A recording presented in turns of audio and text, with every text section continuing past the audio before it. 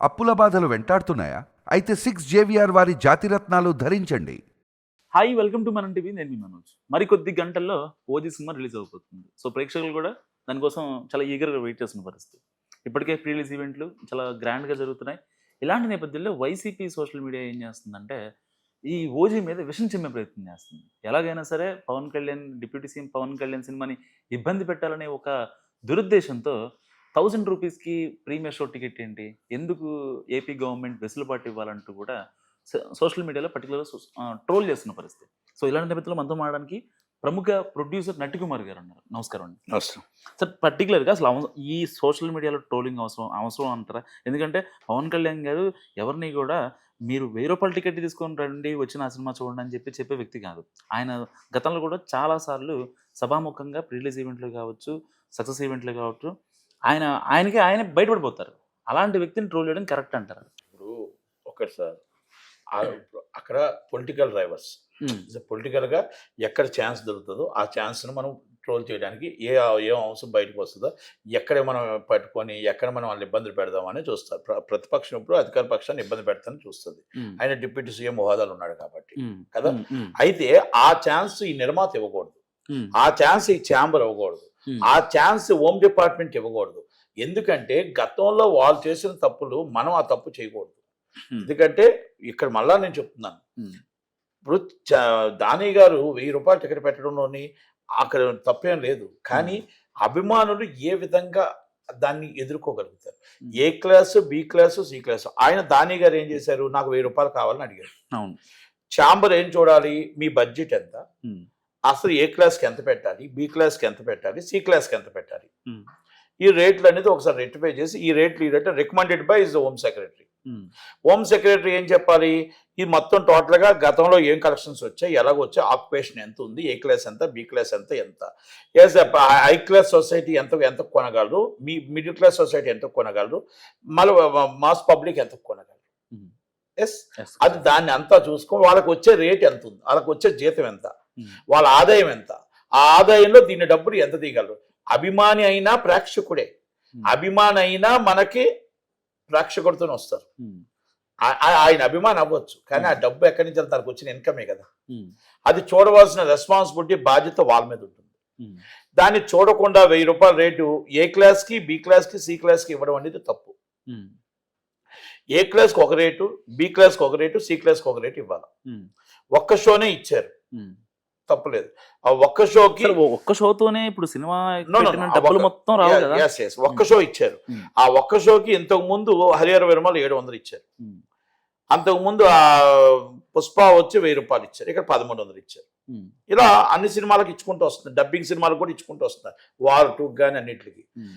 ఇది ప్రేక్షకుడికి భారం అవుతుంది, సినిమా ఎంటర్టైన్మెంట్ అనేది దూరం అవుతుంది. ప్రేక్షకుడికి భారం అవుతుంది, సినిమా ఎంటర్టైన్మెంట్ దూరం అవుతుంది.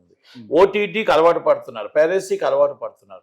దాన్ని మనం అన్ని కూడా చూసుకొని వెళ్ళాలి. అలాగని నిర్మాత నష్టపోవద్దు.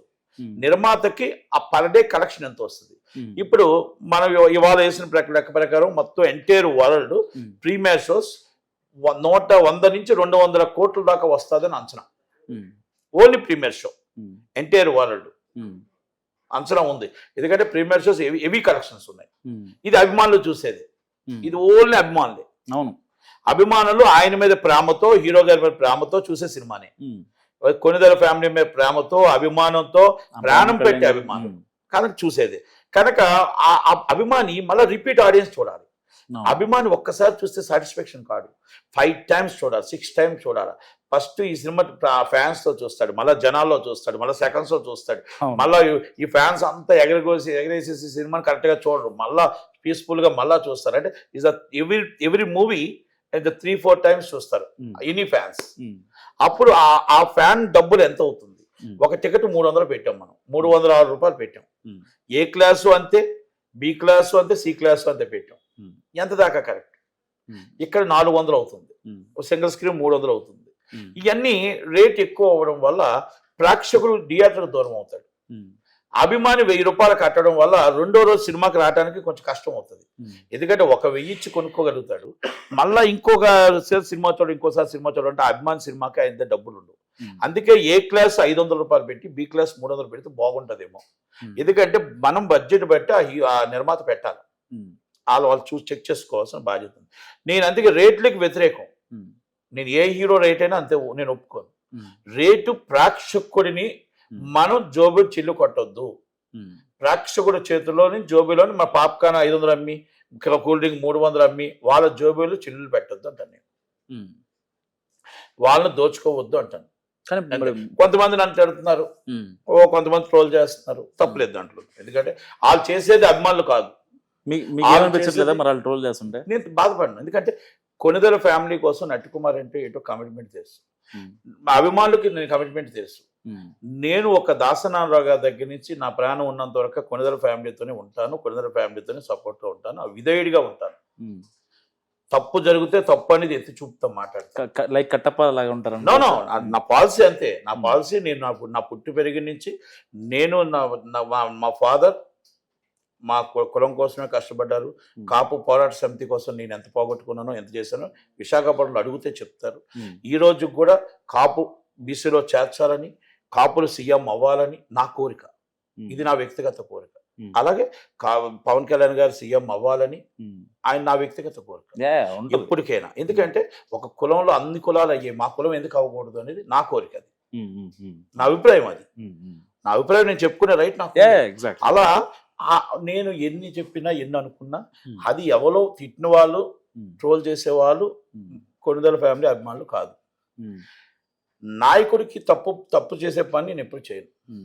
నేను నమ్మిన వాడికి నేను ఎప్పుడు కూడా అది తప్పు అంటే 100% రెక్టిఫై చేసుకోవాలి. మీ కింద మీ వీడియోస్ కింద రీసెంట్గా నేను కామెంట్స్ చూసాను సార్.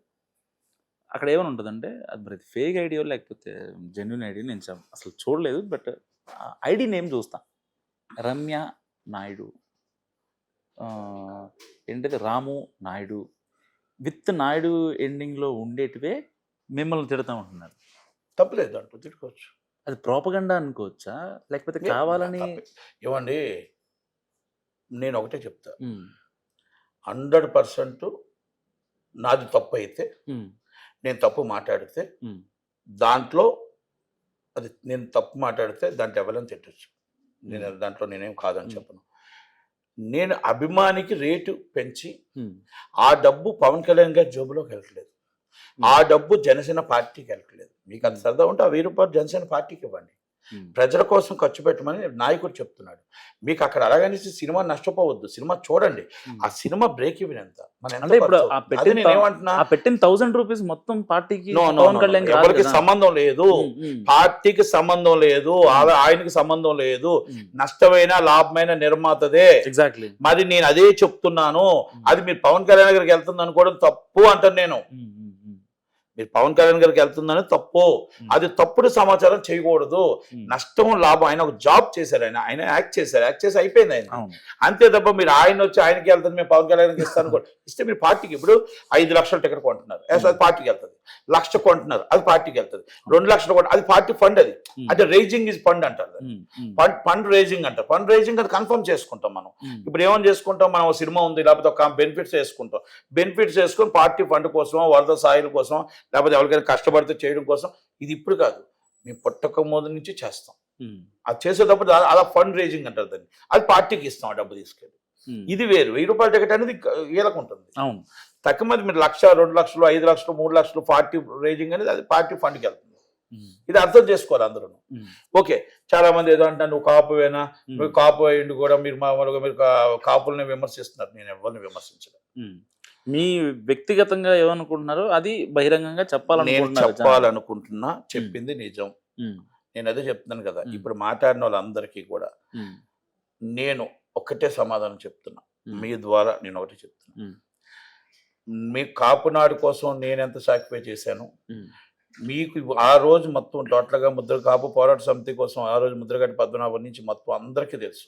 పద్మనాభ గారి దగ్గర నుంచి, వంగవీటి మోహనరంగ గారి దగ్గర నుంచి, వంగవీటి సంతాన్ కుమార్ దగ్గర నుంచి, వంగవీటి చలపతిరావు గారి దగ్గర నుంచి, అలాగే మొత్తం అందరికీ అక్కడ విశాఖపట్నంలో ఉన్న ఈటి విజయలక్ష్మి గారు, గురువాడి గురునాథరావు గారు, అలా మొత్తం కాపునాడు బ్యాచ్ ఎవ్వాలి అడిగినా నట్టి కుమార్ అనేది ఒక పూర్ణ మార్కెట్ నట్టి కుమార్ అని ఎవ్వాలైనా చెప్పగలరు. నిజంగా నట్టి కుమార్ అనే పేరు అప్పట్లో నేను ఇక్కడికి వచ్చి ఒక దాసనారాయణ గారి దగ్గర విధేయుడిగా ఉన్నాను. అక్కడి నుంచి నేను ఆయన చనిపోయిన తర్వాత చిరంజీవి గారి దగ్గరికి వచ్చి నా ఫ్యామిలీకి నేను విధేయుడిగానే ఉంటాను.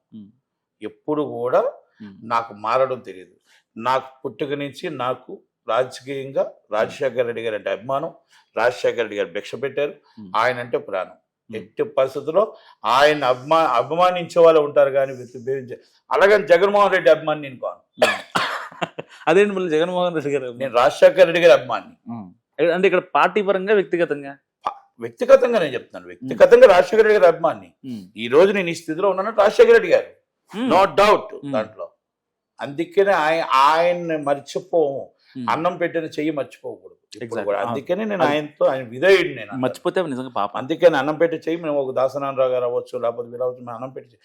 అందుకే నేను చిరంజీవి గారితో ఈరోజు కొందరు ఫ్యామిలీతో ఉన్నాను, అలాగే ఉంటాను ఇప్పటికీ నాకు. అంతే. కానీ నేను ఉన్నాను కదా అని చెప్పేసి మీరు ఏది తప్పైన రేట్ అని జిందాబాద్ తప్పది. నేను రెక్టిఫై చేయించాలా, రెక్టిఫై చెయ్యాలా. ఇది ఇక్కడ ఒక్క హీరో కాదు, రేపు వచ్చే మొన్న నేను వార్ 2కి కూడా అదే ఫైట్ చేశాను. అంతకుముందు ఫైట్ చేశా, హరిహర వీరమలకి ఫైట్ చేశా. ప్రతి సినిమాకి నేను టికెట్ రేట్ పుష్ప 2కి ఫైట్ చేశా. టికెట్ రేట్ అనేది కరెక్ట్ కాదు. మనకు వచ్చే జీతం ఎంత, మనకు వచ్చే పెన్షన్ ఎంత, మనకు వచ్చే రాబడి ఎంత, రైతు గిట్టుబాటు ధర ఎంత, మనం ఎంత తీసుకుంటున్నాం. మనం సినిమా చూడటం అనేది ఒక ఫ్యాషను, అభిమానికి ప్రేమించడం అనేది ఒక ఫ్యాషను. తల్లిదండ్రుల కంటే ఎక్కువగా ప్రేమిస్తారు కనుక మనం రేటు చూసి అక్కడ నిర్మాత నష్టపోకుండా, అక్కడ ప్రేక్షకుడు నష్టపోకుండా మన వయా మీడియా పెట్టాల్సిన గవర్నమెంట్లే కళ్ళు మూసుకొని పోతుంటే ఏం చేయమంటారు? 1వ క్లాస్ చదవని నేనే చెప్తున్నప్పుడు రాజ్యాంగం చదివిన వాళ్ళు ఐఏఎస్ ఐపీఎస్ వాళ్ళు లెక్కలు తెలియవా? ఎంత బడ్జెట్ ఎంత వస్తుంది, ఎన్ని వేల కోట్లు వస్తుంది, ఎంత 100 కోట్లు వస్తుంది తెలియదా అని అడుగుతున్నా. వాళ్ళని నేను రిక్వెస్ట్ చేస్తున్నా. మీరు 1వ తరగతి చదవలేదంటున్నారు, ఎంతమంది జనాలు చదివారు, మైండ్ రీడ్ చేశారు, జీవితం చదివారు. అదే అంటున్నాను. నేనే మీకు చెప్పగలుగుతున్నా, ఆయన చెప్పలేడా అని అడుగుతున్నా. సార్ ఫైనల్గా ఒక క్వశ్చన్. ఇప్పుడు రిలీజ్ అవుతున్న సినిమాలనేమో ఓటీటీలో చూస్తున్నారు, రిలీజ్ వాటినేమో హాల్కి వెళ్ళి చూస్తున్నారు. ఇలాంటి వాటిలో అసలు తెలుగు ఫిల్మ్ ఇండస్ట్రీకి ఒక గడ్డు కాలం ఎదురైన పరిస్థితి. ఇప్పుడు ఏదో చెప్తున్నాను, రిలీజ్ సినిమాలు ఎందుకు చూస్తున్నారంటే గత మెమోరీస్, గత జ్ఞాపకాలు మనం ఫోన్లో చూస్తే కావు. ఇప్పుడు నేను సినిమా చాలా గ్యాంగ్ లీడర్ చాలా బాగా చూశాను, నాకు నచ్చింది. నా పిల్లలకు నచ్చాలిగా. నా పిల్లలు ఇప్పుడు చిరంజీవి గారు ప్రేమిస్తున్నారు. ఆ రోజు డ్యాన్సులు ఏంటి, ఆ రోజు ఫైట్స్ ఏంటి, ఆ రోజు ఆయన డైలాగ్స్ ఏంటి, అలా డిఫరెంట్ హీరోస్. ఇప్పుడు కొలవర్తి సినిమా నేను చేశాను, ధనుష్ది. ఆ రోజు యావరేజ్లో ఆడింది. తర్వాత రిలీజ్ చేస్తే చాలా బాగా వెళ్ళింది. గ్యాంగ్ లీడర్ నేనే చేశాను, వర్షం నేనే చేశాను, రెబలో నేనే చేశాను, బాద్షా నేనే చేశాను. ఇక సో మెనీ మూవీస్ నేను యాక్చువల్ రిలీజ్ సృష్టించింది నేను. వచ్చాను, పెట్టిన తర్వాత చాలా మంది చేసుకుంటున్నాను, నేను సైడ్ అయిపోయాను. ఎందుకంటే అది బిజినెస్ అయిపోయింది. నేను ఒక ఫ్యాషన్గా వేసాను, అది బిజినెస్ అయిపోయింది. కోర్టుల్లో బిజినెస్కి వెళ్ళిపోయింది. కోర్టులో ఎప్పుడైతే వెళ్ళిపోయిందో మన వల్ల కాదు అని చెప్పి వదిలేసాం. ఓకే, భరత్ నేను లాస్ట్ సినిమా నాది. అలాగే నేను కబీరమైన గంగతో రాంబాబు నాదే, ఓయి నాదే, అన్ని మ్యాక్సిమం అన్ని సినిమాలు చేసాం, హ్యాపీ. అయితే ఎప్పుడైతే బిజినెస్కి వెళ్ళిపోయిందో అది బిజినెస్కి మనం చేయలేమంటే వదిలేసాం. కొత్త సినిమాలకు నేను అదే అంటున్నాను, ప్రేక్షకుడు దూరం అయిపోతున్నాడు థియేటర్కి. రేట్ అవ్వచ్చు, పాప్కార్న్ రేట్ అవ్వచ్చు, కూల్ డ్రింక్ రేట్ అవ్వచ్చు, అంటే అధిక భారం పడిపోతుంది.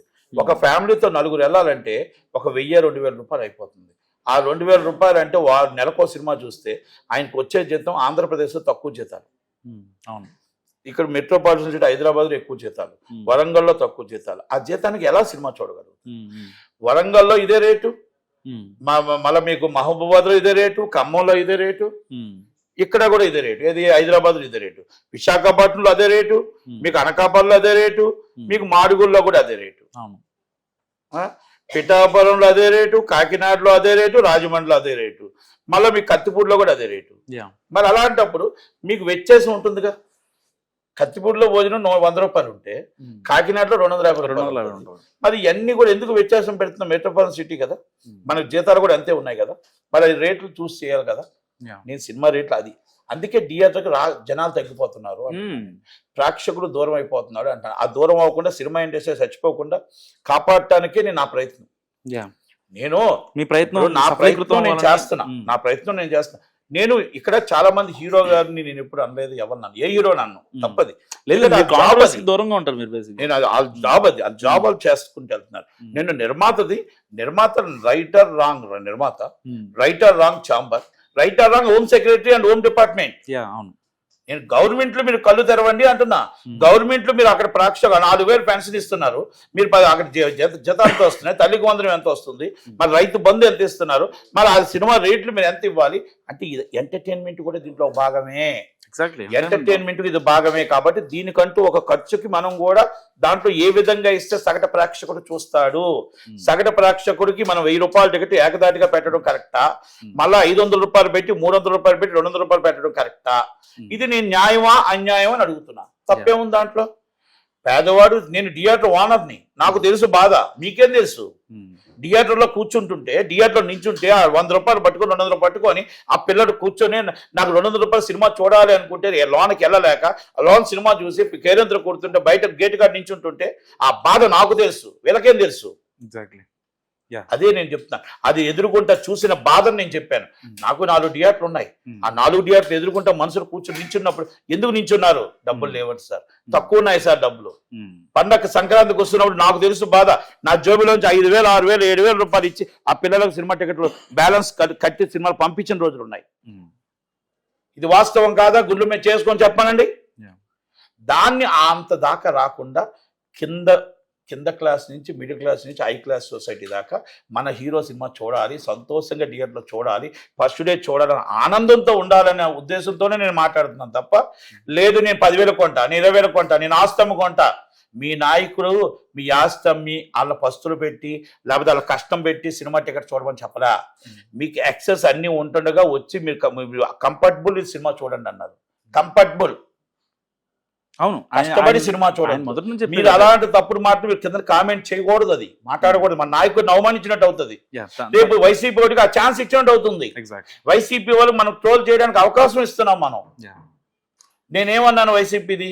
గతంలో ఇచ్చిన జీవో జగన్మోహన్ రెడ్డి గారు కరెక్ట్. ఎస్, మంచి అయితే మంచి చెప్పాలి, చెడు అయితే చెడు చెప్పాలి. నేను వైసీపీ గవర్నమెంట్ లోనే తప్పు అని చెప్పాను. వైసీపీ గవర్నమెంట్ లోనే మీరు మాట్లాడేది గురువారు అమర్నాథ్ గారు తప్పు అని చెప్పా. పవన్ కళ్యాణ్ ఫ్యామిలీని తప్పు ఎదుర్కొంటే ఆయన్ని ఎదుర్కోండి రాజకీయంగా, ఫ్యామిలీ జోలికి వెళ్ళదు. రాజకీయంగా ఎదుర్కొంటే చంద్రబాబు నాయుడు ఎదుర్కోండి, వాళ్ళ ఫ్యామిలీ జోలికి వెళ్ళొద్దు. మీరు ఇలా మాట్లాడితే తప్పు అని వాళ్ళ పార్టీలో సపోర్ట్ చేస్తూనే మాట్లాడారు.